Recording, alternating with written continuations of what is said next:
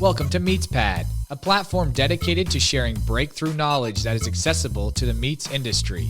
On each episode, we will hear from meat specialists and professionals to talk about numerous topics in meat science, including animal welfare, meat production, meat quality, food safety, and so much more.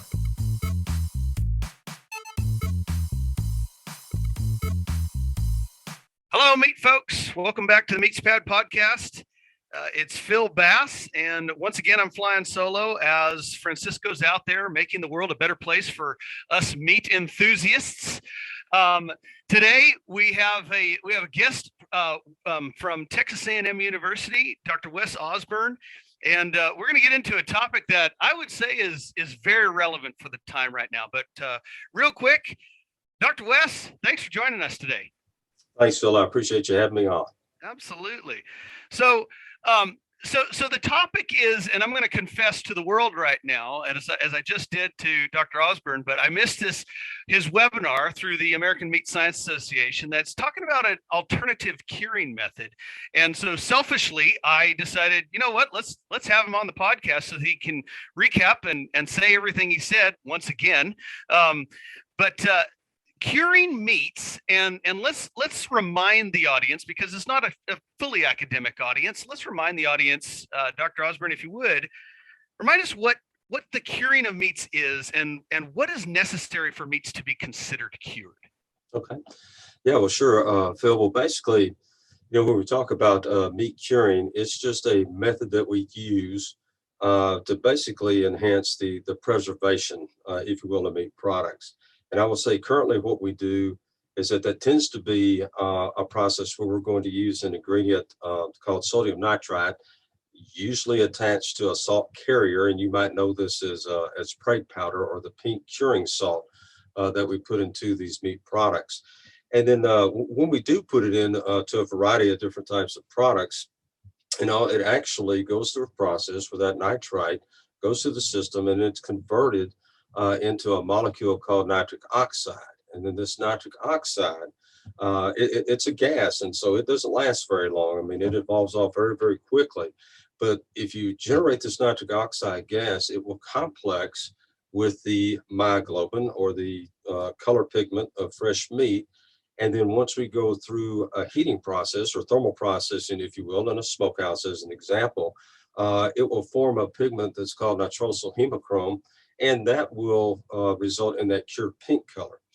And not only do you have that, you also get a cured meat flavor / aroma, and it also aids with the shelf life of the product, and also can help us with respect to serving as an antimicrobial, because it's been shown to definitely reduce the growth of Clostridium botulinum, Clostridium perfringens, those types of pathogens that the general public may not necessarily be concerned about day to day, but definitely would be if you consume product that for some reason had those pathogens in it. It's not a very good illness to get. So briefly, that's basically what we do with respect to curing meat. Mm-hmm. Well, and for all of our processors out there, and that's an excellent recap. So many good reasons to cure meat using our very well known and tested sodium nitrate, sodium nitrite. These products that are available, quite available commercially, and can be incorporated into a variety of different products to help with that curing, especially with the pink coloring that you say, the unique coloring that is associated with cured meats, the shelf life, and then of course the control of the Clostridia bacteria that can lead to some pretty devastating diseases. And so a lot of good reasons why we cure meats, and we could probably spend hours talking about the history of it and how we kind of stumbled upon it possibly in the past, but it's been a part of us as humans consuming meat for a very long time.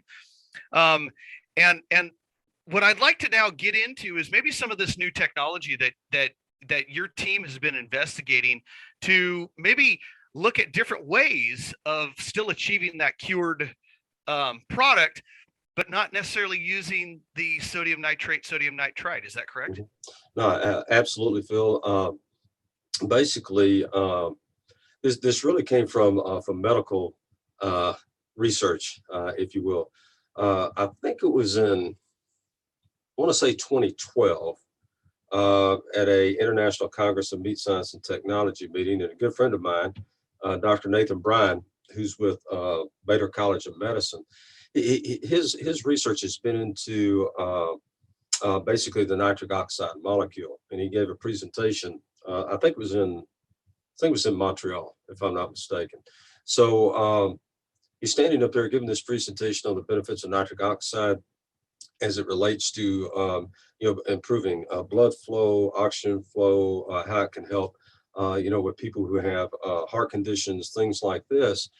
And I started looking at it, and he started talking about this enzyme that we have in our system that any type of animal has in their system. He started calling this the nitric oxide synthase system. And basically there's three forms. There's a neuronal, an inducible, and then he was mainly talking about the endothelial nitric oxide synthase system, which is related to skeletal muscle. And I never forget listening to that, because he said this system works by using the amino acid L-arginine as a substrate that the nitric oxide synthase system will take, and through its process generates nitric oxide for the body. Okay, so being the kind of guy I am, I'm pretty simple. I said, well, wait a minute, if it does it and it produces nitric oxide, that kind of looks like a potential curing system. Okay, so fast forward a few years later, always thinking about it and all, but what we decided to do, I want to say it was in 2018, we decided to give this a shot and see if it wouldn't work. And from that, we basically wanted to do it in, at least to investigate whether or not this is a possibility by using pre-rigor muscle, thinking that, okay, if we harvested muscle, say within 90 minutes of the time that it was stunned or harvested, then that enzyme system, if it exists, would still be fairly viable. And then we could add some arginine to it and see, okay, what do we get? Do we get not only nitric oxide, and we get some type of a cured pigment color?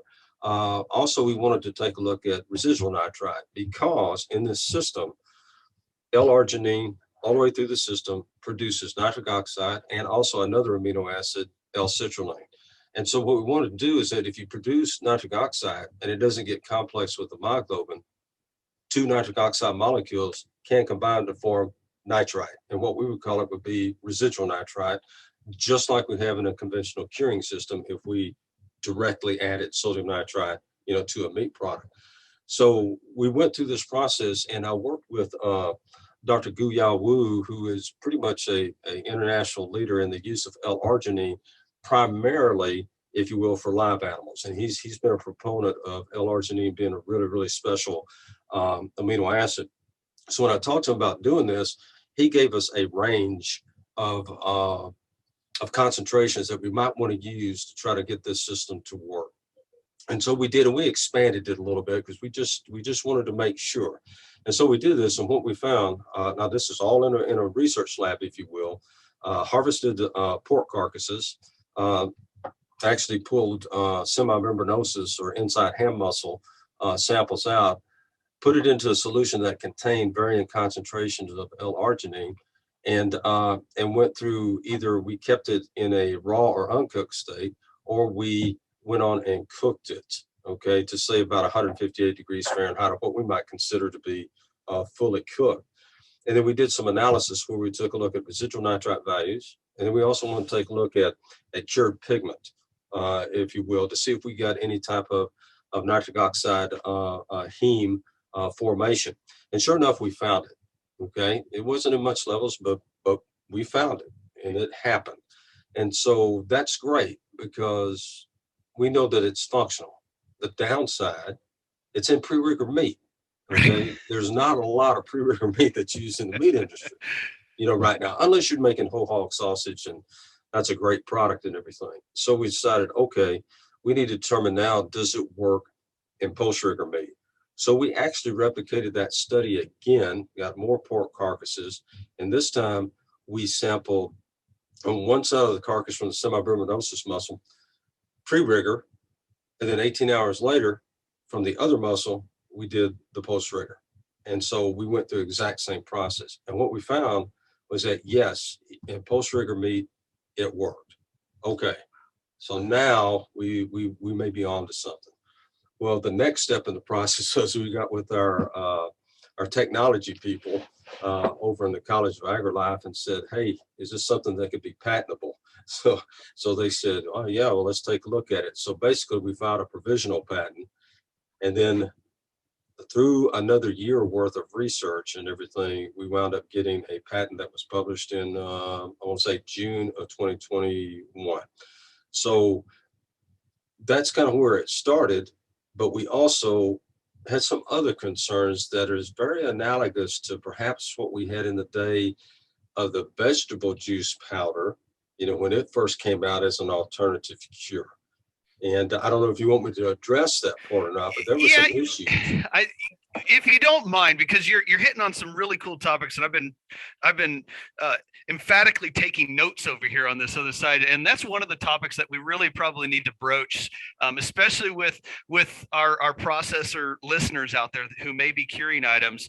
And there's the whole question of cured versus uncured, but it's still the same. It's still the same result. And so, if you don't mind talking about it. Yeah. No, I don't. No, you're exactly right, Phil. And one thing that you may or your audience may not be aware of is that I think in 2018, the Centers for Science and the Public Interest petitioned USDA FSIS with a letter that said, hey, addressing that same topic you just talked about, how these uncured products are really cured, and labeling them uncured, and then with that qualifying statement, no added nitrates or nitrites except that naturally occurring, they felt like that should be, that they wanted FSIS to relook that.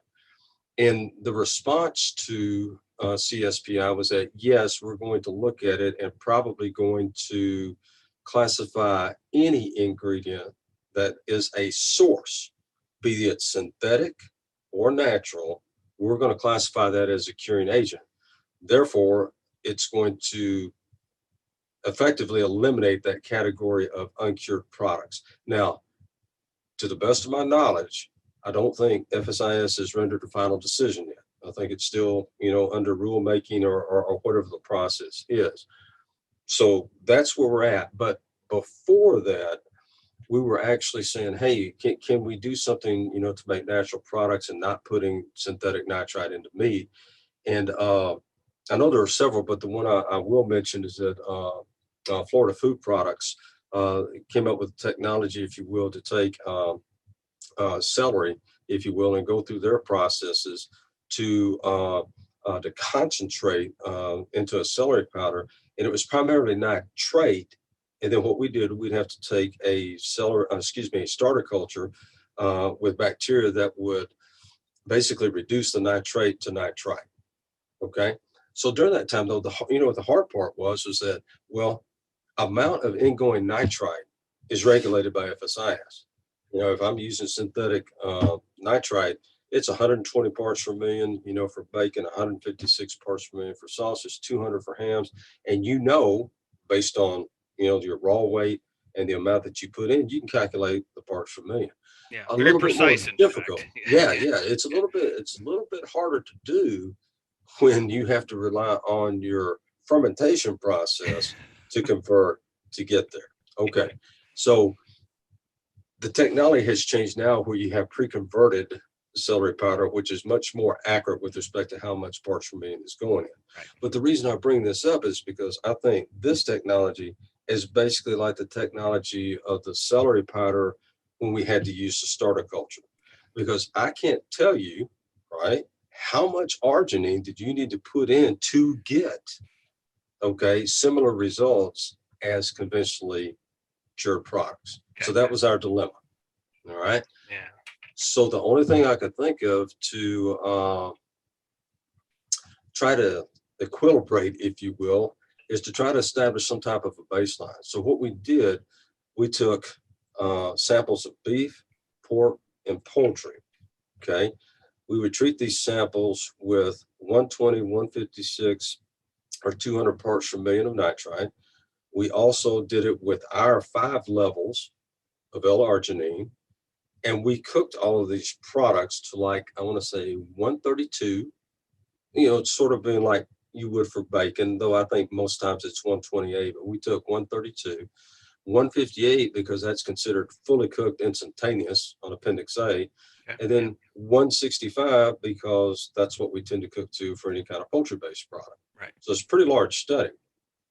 And so we did that for every single, sample. So I had if you want to say controls with 120, 156, and 200, and then our 5 concentrations across species and across final endpoint temperature times. Wow. The goal was, can we use residual nitrite as a baseline to try to determine how much arginine, let's put it this way, which arginine concentration, is comparable to a particular regulated concentration of nitrite. Mm-hmm. And if we could, now we're getting to where we might be able to tell meat processors, if you put this much in, you should get something along these lines. Because that's the only thing we could think of. And there may be something else.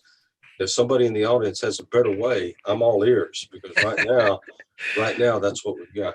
So basically what we did, we went through that process, and we can say that now we've got about, I think, 4 concentrations that we think were comparable for beef, 3 concentrations that were comparable for the pork, and only 2 for the poultry, if you will. In other words, those concentrations were similar with respect to generated residual nitrite values of those same species at the 120, the 156, or 200 parts per million of the synthetic nitrite. So, but basically it was prey powder or curing salt that we used. So yeah, that's where we're at least to this point of the story. Go ahead. Well, and so first off, for those of you out there who are not research scientists, that sounds like an enormous project that you just undertook. But remember, let me say this: this is all research lab based. Yeah. Making what I consider test tube type sausages. Okay. Gotcha. Test tube type solid. We're not talking making products and everything else. But it was still big because it's a lot of samples to try to analyze and try to figure out what's going on. Absolutely. Well, and so to talk a little bit about the L-arginine in the muscle, and to remind the listeners out there that this is an amino acid. Amino acids are the building blocks of our proteins in our bodies, in the bodies of these animals that we're harvesting. Is the L-arginine is there native concentrations in the muscle of these species to begin with? Yes. Yes. Okay. No, absolutely. I mean, meat is a source of arginine. Okay. And we can get arginine for the human body through consumption of meat. What I am doing is adding levels above physiological levels, because if you think about it, if you're talking about in living tissue, it doesn't take much arginine to activate this system to get it to work. But in post rigor, where we're talking colder temperatures, it's not at the optimal temperature for that enzyme to work. We obviously have to add more if we're going to get to the levels that we need with respect to nitric oxide generation, residual nitrite formation, and say that it is comparable to the conventionally cured meat products.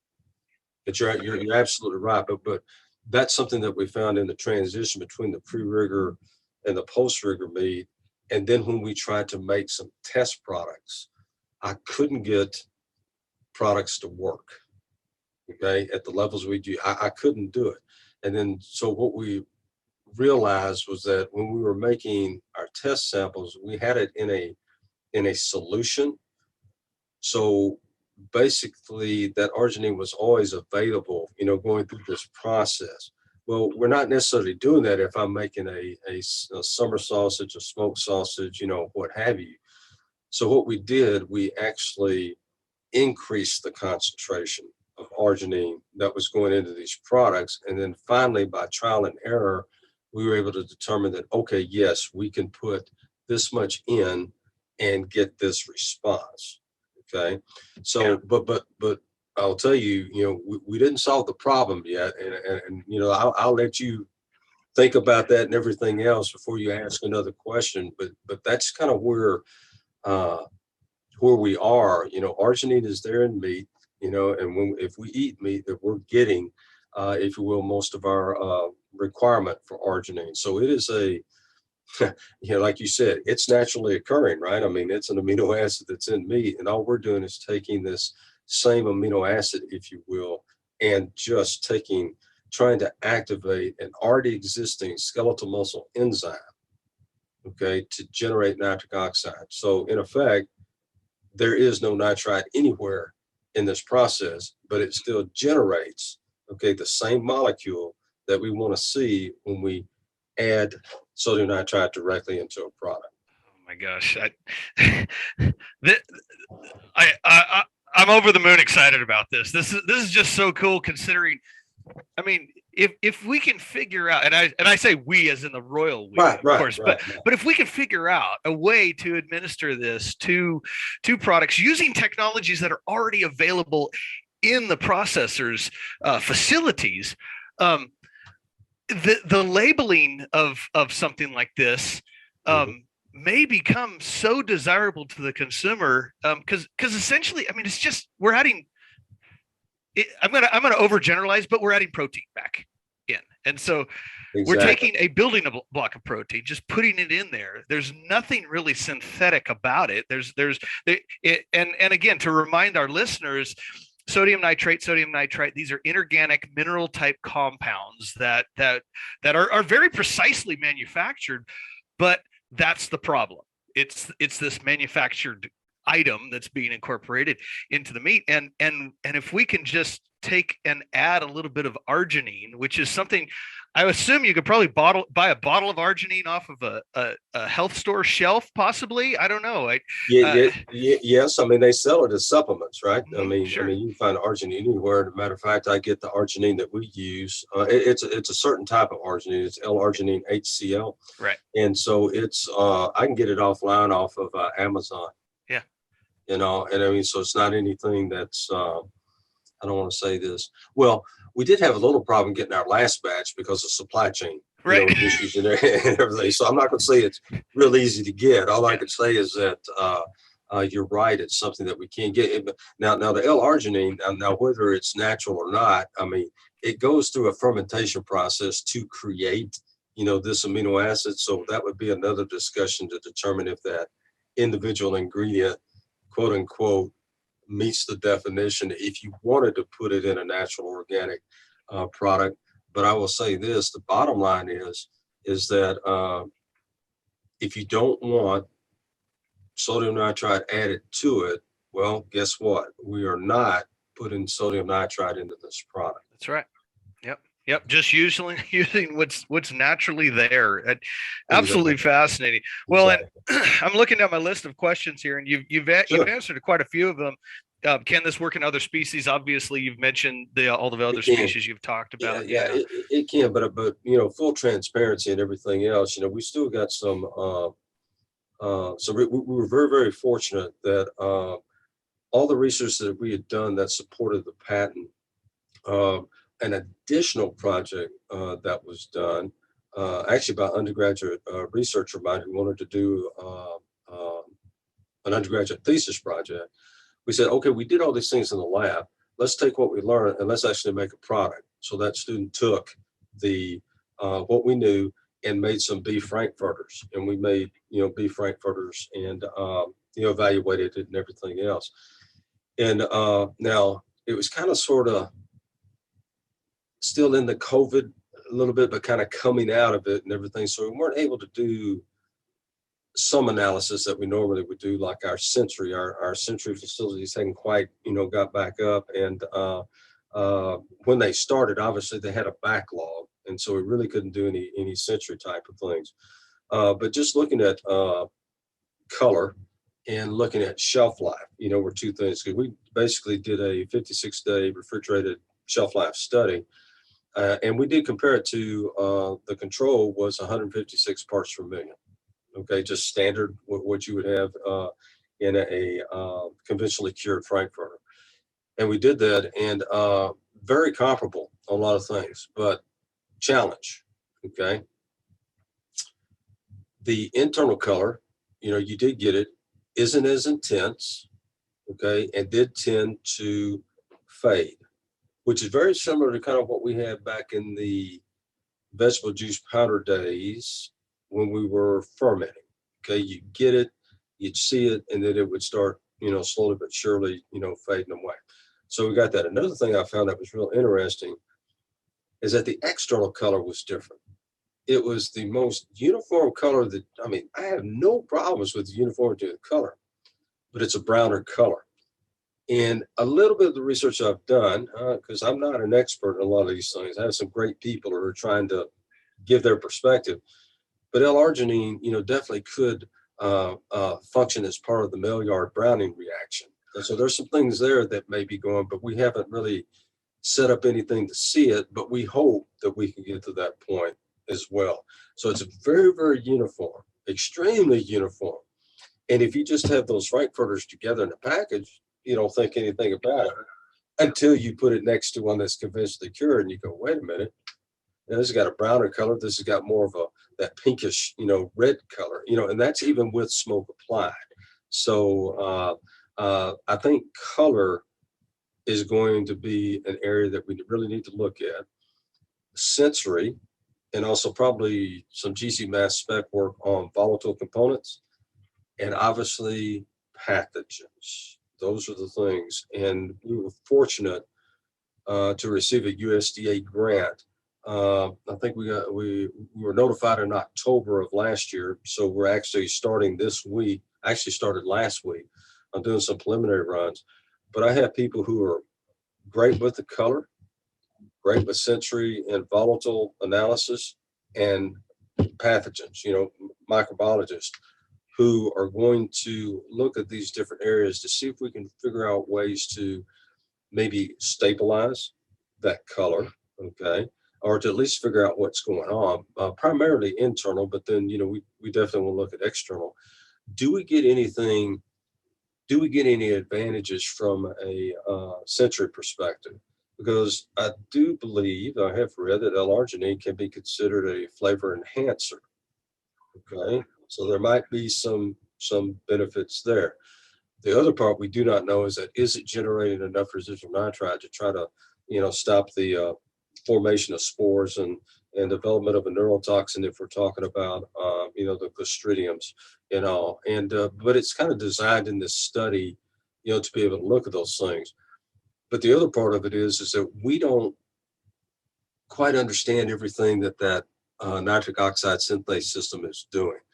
So the first part that we're doing is actually looking at identifying through amino acid analysis and enzyme activity. Okay, when we get these samples, how much arginine is there? Okay, that's number one. Then we're going to add the arginine to it at whatever levels. We're going to analyze that, make sure, verify we got this much. Go through our process of heating the product. And then at the end, we'll analyze for citrulline, because from what I've read, whatever you generate with citrulline, you're generating the nitric oxide. Okay, so if I measure citrulline, by default, I get an indirect measurement of nitric oxide. And so we'll kind of know a little bit more about what's going on. The other thing is that it's an enzyme. So what impacts enzymes? Temperature, pH, time. In this enzyme system, and again, I'm pulling this from medical research, there's some other cofactors and stuff that influence its ability to convert the arginine to nitric oxide. So I'm kind of looking at that. I've got another PhD student who's going to kind of take a look at some of those cofactors. Right now, what we're doing is trying to figure out, where do we take these, the amino acid analysis? Because to me, I did do a little implant testing. I went to a regional bacon processor and said, hey, I want to see if this works in bacon. Do you mind if I come over to your plant? I want you to do it exactly like you do it in your plant. I just want you to pull out your curing agent and let us put this in it. And so we did. And what I found when we took these bacon samples back, slice samples, they had a little bit more intense cured color. And we just measured it based on A-star value, which was, indicates the redness. And it was a little bit more red than what we normally get. And I tracked it back to the fact that through the baking process, the optimal temperature range, obviously for most enzymes is what? It's your physiological temperature. So if you're at 98, your body temp, if you're at 98.6 or 98 to 100, you're good to go. And what I found out, I took their smokehouse control charts. And what I found out was that it had stayed in that optimal temperature range. And again, I'm going back to medical research. There's a really good paper where they looked at different forms and said, okay, this is what you get over this amount of time.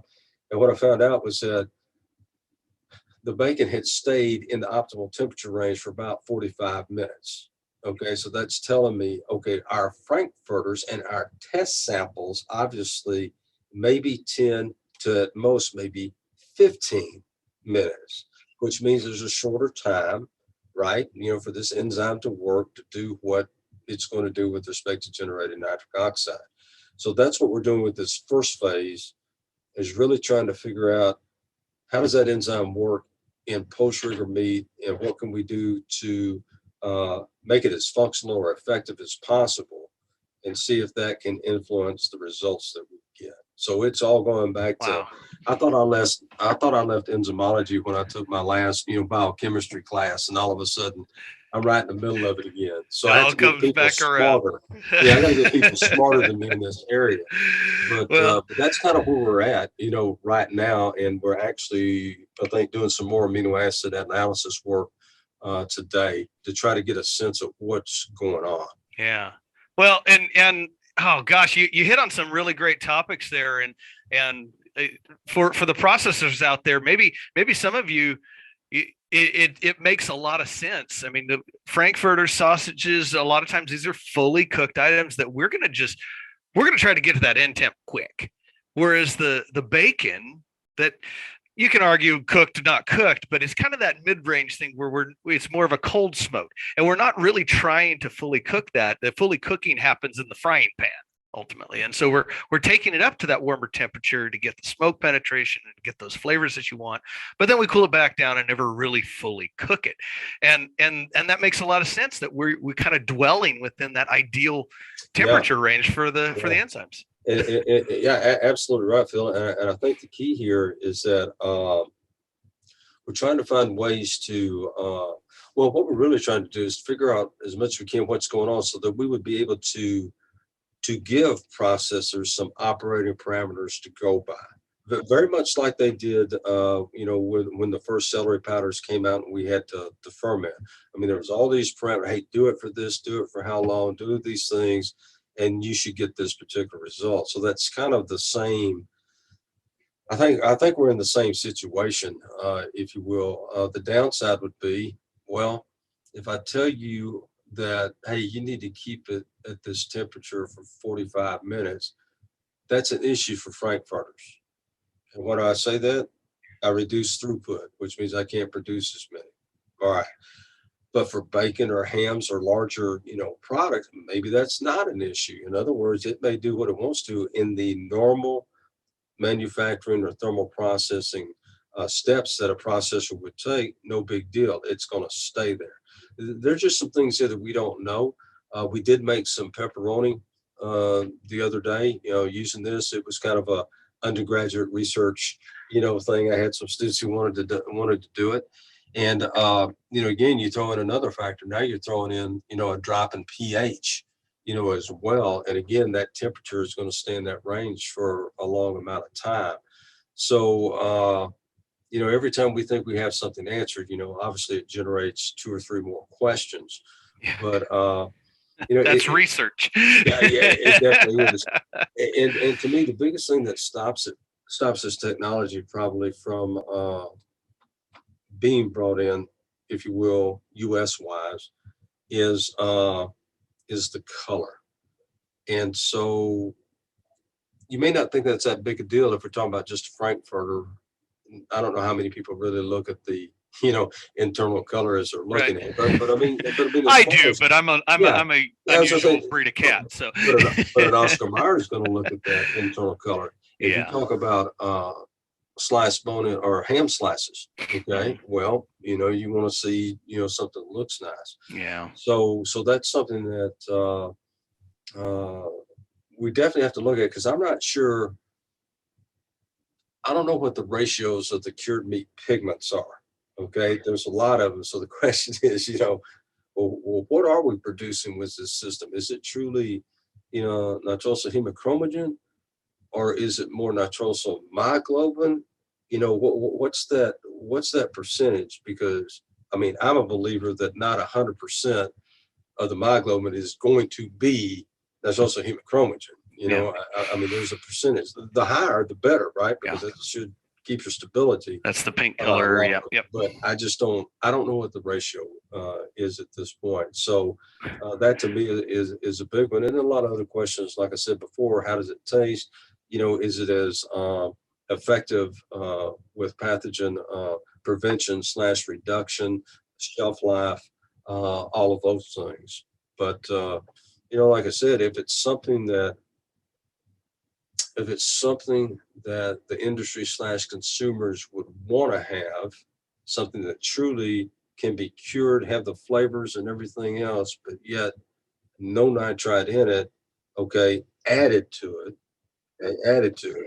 I'm still generating residual nitrite, but I will say, so far the levels of residual nitrite that we're generating are lower, okay, compared to the conventional curing methods across the board for what we've done.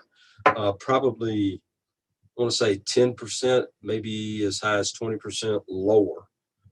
Okay, so one of the things I want to look at some point will be nitrosamine formation, just to see, how that might work. And I'm not there yet, but there's some people who have like a Raman spectrophotometer that is not invasive, and they can, scan and detect nitrosamine formation. And it would be something, I think, at least another piece of information in case somebody asks the question. Well, okay, yeah, there it is. But yeah, those are the challenges, that we have, because we just don't have, we don't have the answers yet. But I do think we kind of have that baseline. Looking at just residual of what's coming out, I think it's good. Now we're trying to just manipulate that enzyme system to see if we can get it to be as functional as we possibly can. And if we can, and really can generate, let's just say, more of the stable cured meat pigment, then that's a positive. If we can do that and still keep the residual nitrite levels, I don't want to say this, enough for color, enough for the antimicrobial, but not so much that maybe there's less of a chance for nitrosamine formation. Though, to be honest with you, I think the industry in general has already done a great job with this amount of nitrite, with this much, sodium erythorbate. Nobody really seems to see it as an issue, because back in the day, I think we used to monitor. I think USDA had an agency. I don't know exactly if that was FSIS or what's it called, the Bureau of Animal Industry, or whatever it might have been back in the day, that actually had a monitoring program. And that was probably back in the early 70s, I think, when all this issue about when the question came about. Yeah, exactly. Yeah. So I don't know that anybody tests for it now or anything else, but it's always the number one thing that people always talk about when they talk about cured meats. Yeah. So whether it is or it isn't, they always come back to, is it carcinogenic? It can do nitrosamines, all that kind of stuff. And so I think it would be good information to have. If nothing else, I just don't want it to generate more, if you will, than the conventional. Well, and one of my initial questions was, is this technology commercially available? Not quite, is what I'm hearing. Not quite. We've got a little bit of work to do. I've had a number of meat companies and ingredient companies interested in it. Oh boy! I think the key is that it's kind of hard to know what you want to get into and what you want to help with. So the interest is there. I think getting the USDA funding is going to help us, which then when we do this, and for those companies who signed NDAs with us and everything, we can share, that type of information and everything to see if it's something that that can be commercially viable. Because right now, you're absolutely right. Oh yeah, it's cool. It's this and that. But if it's not commercially viable, well, that's all it is. It never really comes out of my research lab. So we're going to give it a shot and see what we can do. But you're absolutely right. It's not commercially viable or available at this point in time. Right. Well, it sounds like job security to me, and that's where I want to kind of land the plane here. Is kind of bring it back to you. You've mentioned you're surrounding yourself with a lot of very smart people, but you're not giving yourself credit, Dr. Osburn. Clearly, you've had a pretty illustrious career at so far.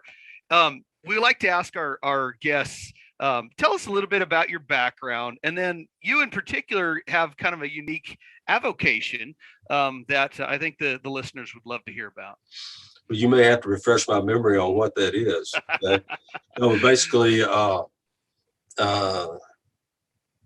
hometown, for the most part of my life is in Northeast Texas, around Overton, where A&M has a research and experiment station there. And I got started, my father, for as long as I can remember, has been in the meat business. I mean, he's been in it with his father, his uncle, his brother, started a firm. And so I remember going into that meat market when there was sawdust on the floor, wooden meat blocks, all that kind of stuff. So that's kind of where it started.